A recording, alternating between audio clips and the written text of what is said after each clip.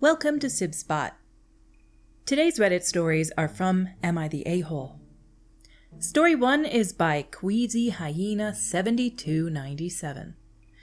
Am I the a-hole for giving my sister a wedding cake made by one of my assistants instead of making her one myself? My grandmother made wedding cakes for everyone I knew growing up. I learned how to do everything from her. I would make roses out of Play-Doh while she made them from fondant. My sister was never interested. I have turned my memories of my grandmother into a business. I make wedding cakes, and I charge a fair bit for them. As an example, my base price is $8 a slice. So if you have 100 guests, you'll be buying an $800 cake, one of my base models. In return, you will get a delicious cake with piped decorations. At $17.15 a slice, you get my top-notch work. Hand-molded flowers and the whole deal. Yes, I know it's expensive. Nobody is forced to buy one of my cakes. There are many very good bakers in my city.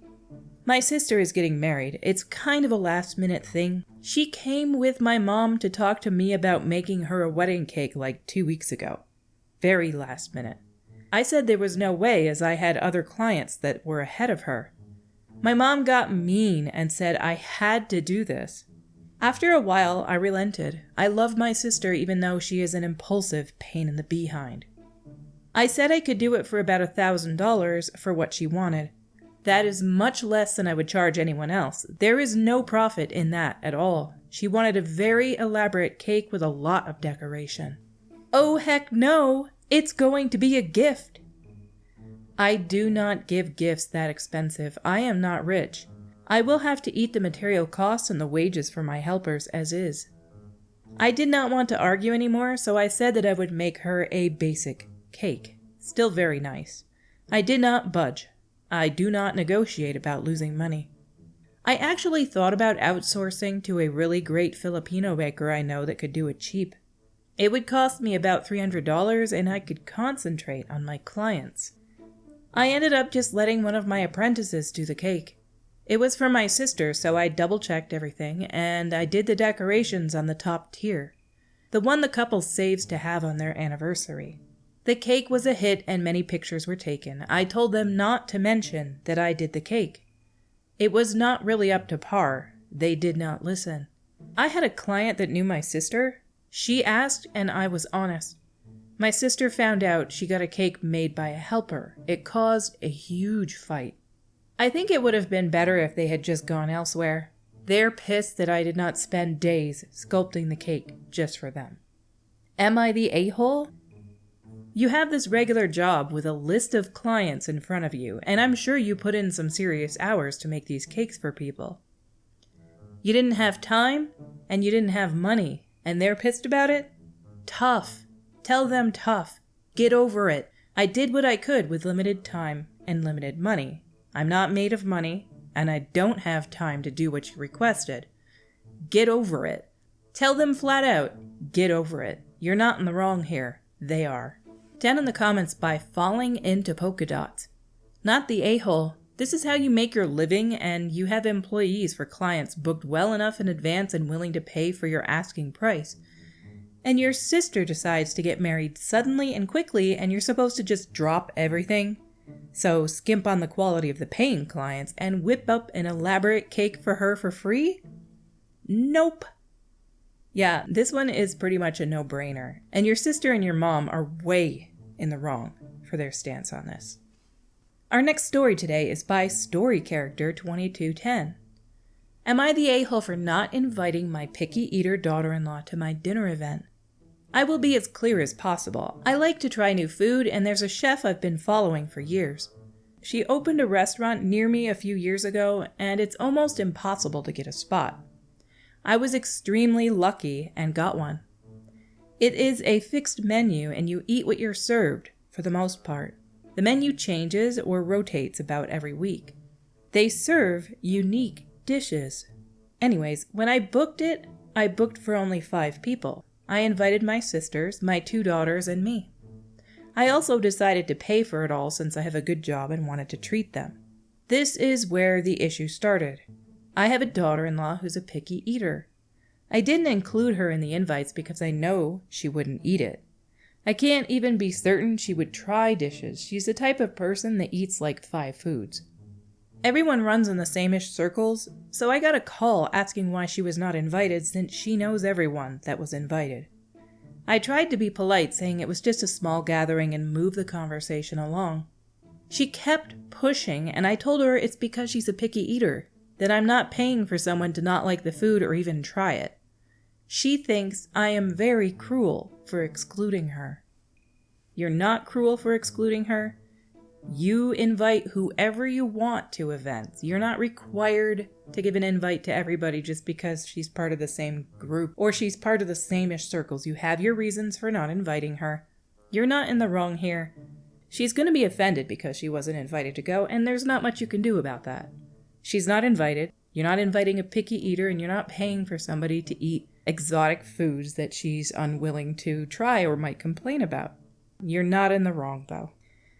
Our next story is by Dazzling Implement 61.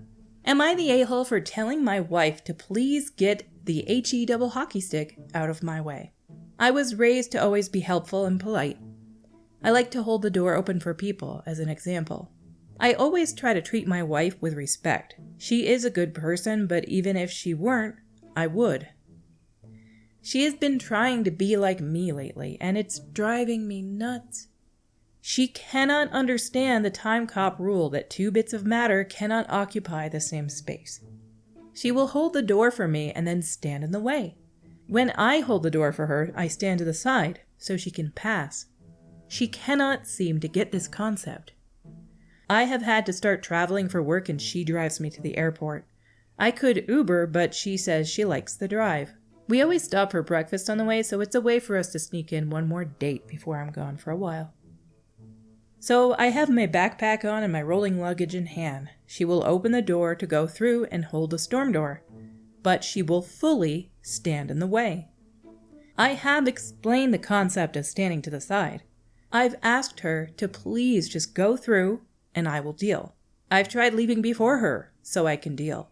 I've even tried just standing inches away as she holds the door and I cannot move forward.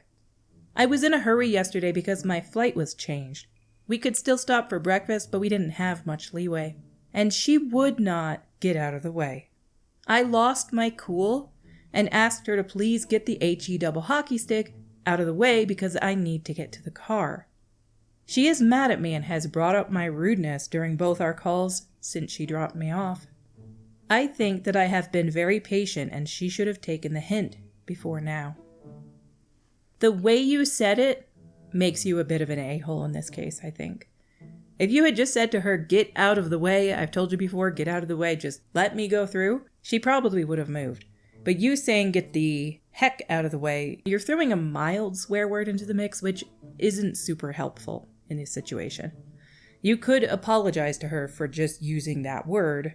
Maybe that's what she didn't like about it. But you also want to make it very clear to her, in the future, I don't want you to hold doors open for me. Let me do my thing. I will deal. I've said this to you before. If you don't want me to be rude to you, you need to change what you're doing. I think she can wake up to it if you say it that way. Down in the comments by Kuro Kamenu. Not the a-hole with hindsight, leaving the word HE hockey sticks out would have been the best.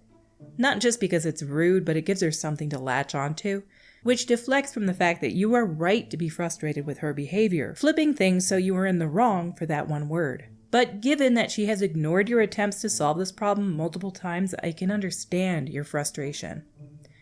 Have you tried directly asking her to literally explain how you can get through the door with her standing right in the way? Perhaps if you just ask her to stay where she is and explain to you what you have to do to get through the door, you might finally get through to her. Or not. I actually agree with that. You had the right to be mad. You lost your cool. You said that already. You know you lost your cool. But you've tried before like 6 different ways to get her to get out of the way, and she doesn't. In the future, if she holds the door open for you, just stay out of the doorway. Don't go through it. And remind her, let it go. I will handle it. But in a situation where you guys are in a big hurry, that causes people to lose their cool to begin with, so it's forgivable, and I think she'll forgive you in time. You guys sound like you have a pretty cute relationship. The fact that you're going on dates for breakfast in the morning and stuff, it sounds like a solid relationship. Our last story today is by Acceptable Heart 3031. Am I the a-hole for not retaking the family photo since my daughter-in-law was not in it? Every couple of years we get everyone together and do a giant family photo.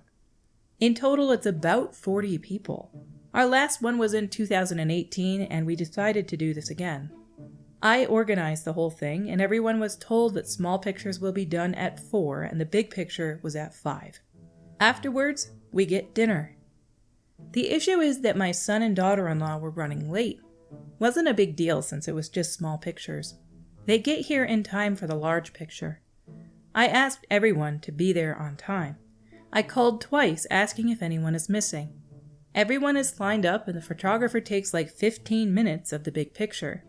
Everyone is hungry and hurrying to get food. My daughter-in-law soon comes out asking about the picture. It's around 5:30 at this point. She told me that she was in the bathroom fixing her hair when the picture was being taken. She asked me to round everyone up again to get a picture. I told her no, that she was late coming to the event and couldn't care enough to actually be on time for the picture. I am not gathering everyone up again and paying the photographer an extra hour. He was done and packing up at this point. This caused a huge argument between her and me. My son is demanding I get her in the picture, and I told him to pay someone to Photoshop her in. Am I the a-hole? You had the little pictures at 4 and the big picture at 5, and then dinner. This is the schedule you set up. You ask everybody to come. 40 people is a lot of people to get together for one event. Why should 39 people be inconvenienced because A, she showed up late, and B, she decided to go into the bathroom and fix her hair when they were about to take the big picture? Not gonna lie, OP, I'm kind of glad you excluded her from this photo. She sounds a smidgen entitled. Our stories for today have come to a close. Until we meet again, have the most magnificent day.